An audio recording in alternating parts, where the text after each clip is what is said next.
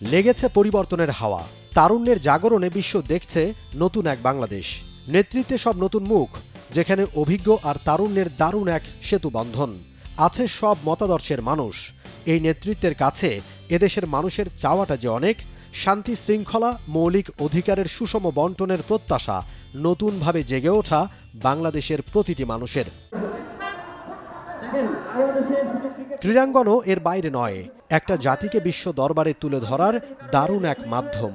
কিন্তু যুগের পর যুগ এই ক্রীড়ায় যেন শুধু ব্যর্থতার গল্পই শুনতে হয়েছে এদেশের ক্রীড়াপ্রেমীদের।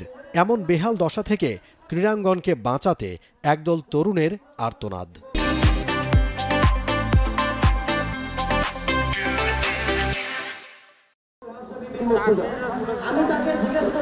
ক্রীড়াঙ্গনকে দুর্নীতি ও রাজনীতি মুক্ত করার দাবিতে শুক্রবার সকালে পাওয়ার অব ইয়ুথ ও ফিউচার অব বাংলাদেশের ব্যানারে সংগঠনের সদস্যরা জড়ো হয়েছিলেন জাতীয় প্রেস ক্লাবের সামনে।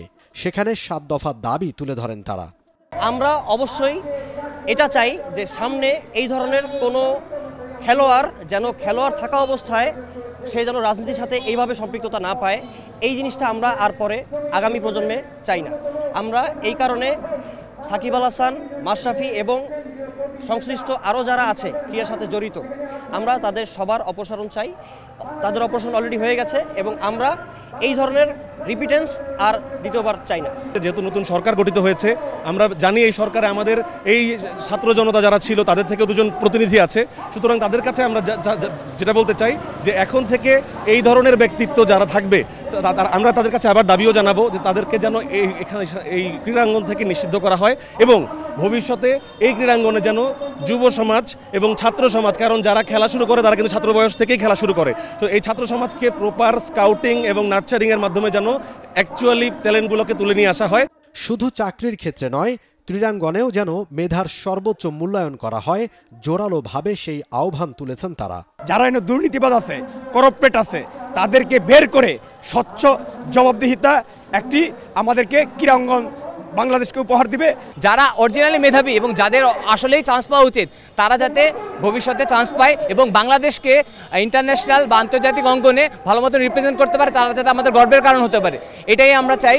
আমরা চাচ্ছি পুরো ক্রীড়াঙ্গন থেকে রাজনীতি মুক্ত এবং রাজনীতি মুক্তকরণের মাধ্যমে এখানে মেধার মূল্যায়ন করা।